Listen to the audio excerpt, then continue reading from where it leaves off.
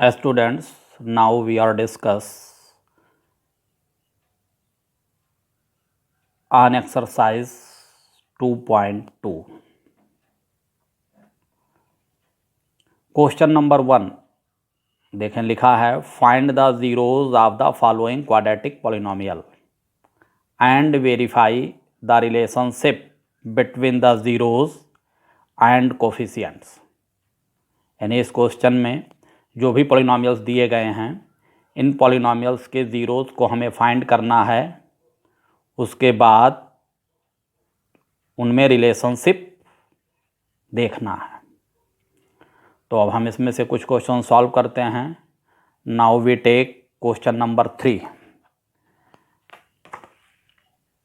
Question number 1 का जो third part है ये है 6x square minus 3 minus 7x। इसका सलूशन आप देखें, 6x square minus 3 minus 7x। इसे पहले पॉलिनोमियल को स्टैंडर्ड फॉर्म में लिख लें। हम लोग जानते हैं पॉलिनोमियल का स्टैंडर्ड फॉर्म आइदर असेंडिंग और डिसेंडिंग ऑर्डर होता है। अब यहाँ हम इसे डिसेंडिंग ऑर्डर में नोट कर रहे हैं। Then 6x square minus 7x minus 3, ये हो गया स्टैंडर्ड फॉर्म में पॉलिनोमियल। अब आपने क्लास 9th में फैक्टराइजेशन पढ़ा होगा, तो सबसे पहले हम इसे फैक्टराइज करेंगे। फैक्टराइज करने का जो प्रोसेस है आपको पता है पहले से।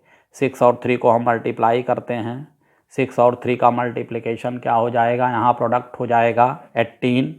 18 का हमें ऐसा फैक्टर चाहिए, यहाँ माइनस है, तो उन फैक्टर को अगर आपस में हम सब्ट्रैक्ट करें तो हमें ये मिडिल नंबर मिलना चाहिए। तो ऐसे में 9 एंड 2 मिलेगा। 9 में से 2 जाता है तो 7 बचता है। ठीक, therefore 9 and 2 is the factor of 18। Therefore factorisation का ये रूल है जो कि आप क्लास 9th में पढ़े हैं, उसी को हम आगे प्रोसीड कर रहे हैं। 6x square minus 9 minus 2x minus 3, इस ब्रैकेट को अब एक्सपेंड करेंगे तो ये हो जाएगा 9x, यहाँ प्लस 2x हो जाएगा क्योंकि माइनस माइनस मल्टीप्लाई होता है तो प्लस आता है। साइन पर विशेष ध्यान देंगे। तो ये हो गया 2x माइनस 3। इन दोनों को एक ब्रैकेट कर लेंगे, इनकी ग्रुपिंग करके एक ब्रैकेट बना दिया, माने ग्रुपिंग कर लिया हमने फैक्टराइजेशन के लिए। इसमें देखिए मैक्सिमम कॉमन कितना हो सकता है, 3x। 3x मैंने कॉमन ले लिया तो यहाँ क्या बचा, 2x माइनस 3। इसमें से कुछ कॉमन नहीं हो सकता, देयरफॉर 1 यहाँ लिख लिया तो ये 2x माइनस 3 ही रहेगा। अब ये 2 टर्म है, इन दोनों टर्म में 2x माइनस 3 कॉमन है, तो इसे अगर हम कॉमन करेंगे तो यहाँ बचेगा 3x प्लस 1।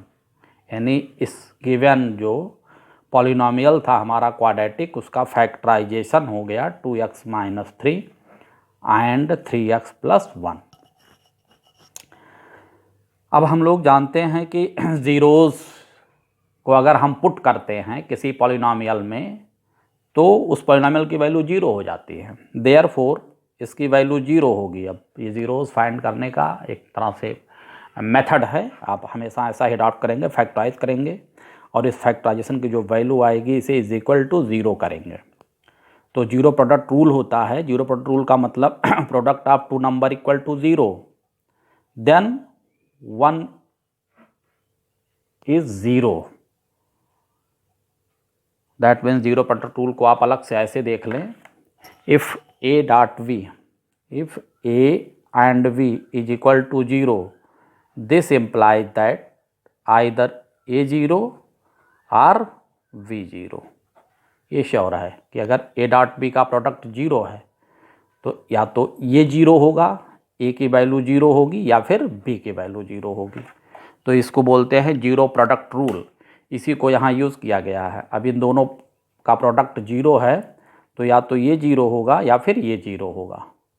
अब इसे सॉल्व करेंगे तो देखिए, therefore 2x minus 3 is equal to 0 और 3x plus 1 is equal to 0। x की वैल्यू हो गई कितनी, 3/2, एंड यहाँ से x की वैल्यू क्या हो गई, -1/3। x की यही जो वैल्यू आई यही क्या कहलाता है, ज़ीरोज़। तो ज़ीरोज़ आर क्या हुआ, 3/2 and 1/3 of A given polynomial. आप इसे नोट करेंगे।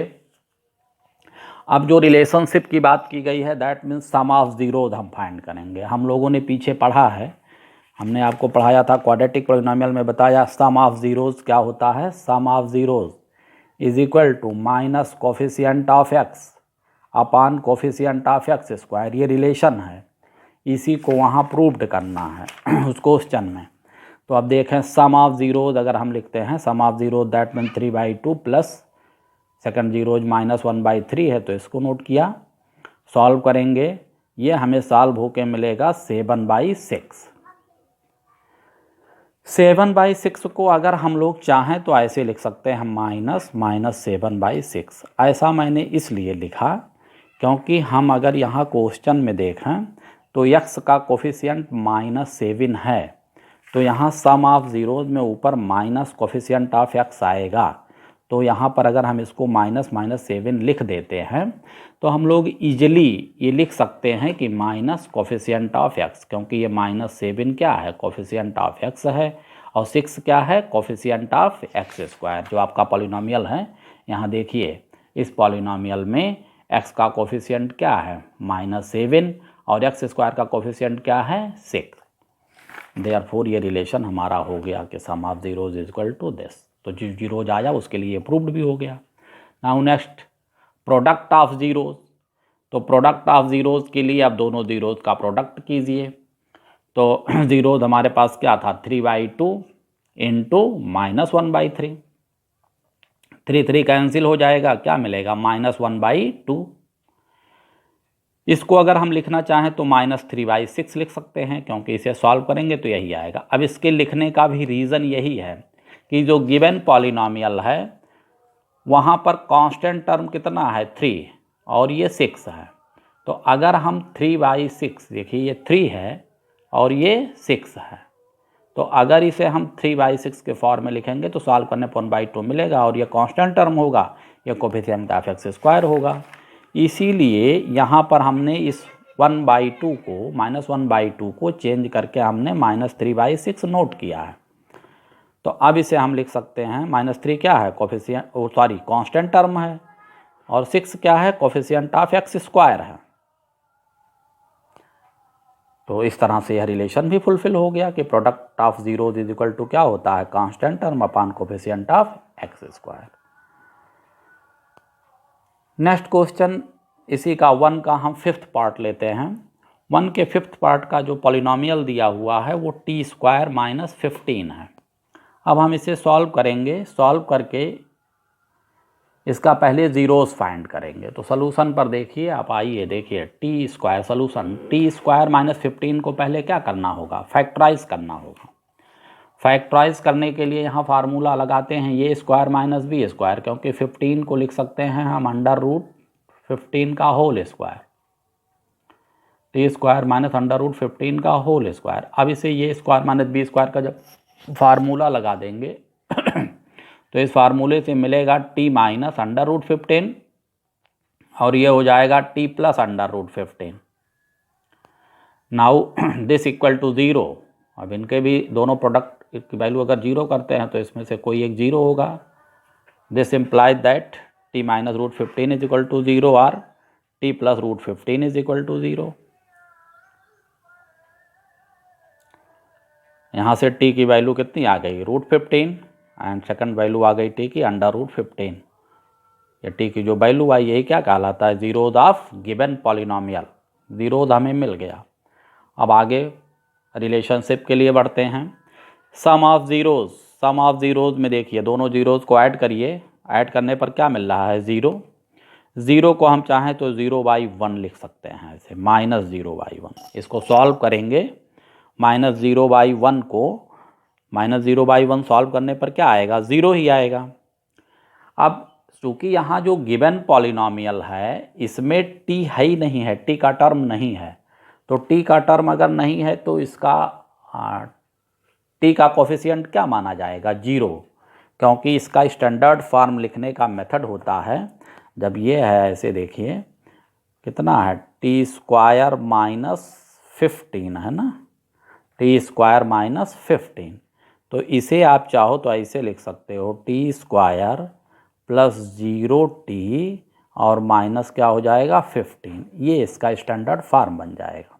तो यहाँ t का कोफिशिएंट क्या माना जाएगा 0। किसी भी पॉलिनॉमियल में जो टर्म नहीं रहता है उस टर्म को हम इस तरह से नोट करते हैं। अब यहाँ t का कोफिशिएंट क्या हो जाएगा 0, इसीलिए हमने यहाँ पर इसको नोट किया कि -0/1। तो अब 0 क्या हो गया, कोफिशिएंट ऑफ t हो गया और कोफिशिएंट ऑफ टी स्क्वायर का कोफिशिएंट कितना है 1। पॉलिनॉमियल में अगर हम देखेंगे तो टी स्क्वायर का कोफिशिएंट 1 है, टी स्क्वायर का कोफिशिएंट 1 है, टी का टर्म है नहीं, तो टी का टर्म नहीं तो टी का कोफिशिएंट क्या हो जाएगा 0 हो गया, coefficient of T square. Next देखें प्रोडक्ट ऑफ जीरोज, इन दोनों का अगर हम लोग प्रोडक्ट करेंगे तो प्रोडक्ट की वैल्यू हो गई √15 इंटू -√15। इन दोनों को सॉल्व करेंगे क्या आ जाएगा -15, इसे हम लिख देते हैं -15/1। -15 क्या है, गिवन पॉलिनॉमियल में ये कांस्टेंट टर्म है, तो constant term upon coefficient of T square. Thank you.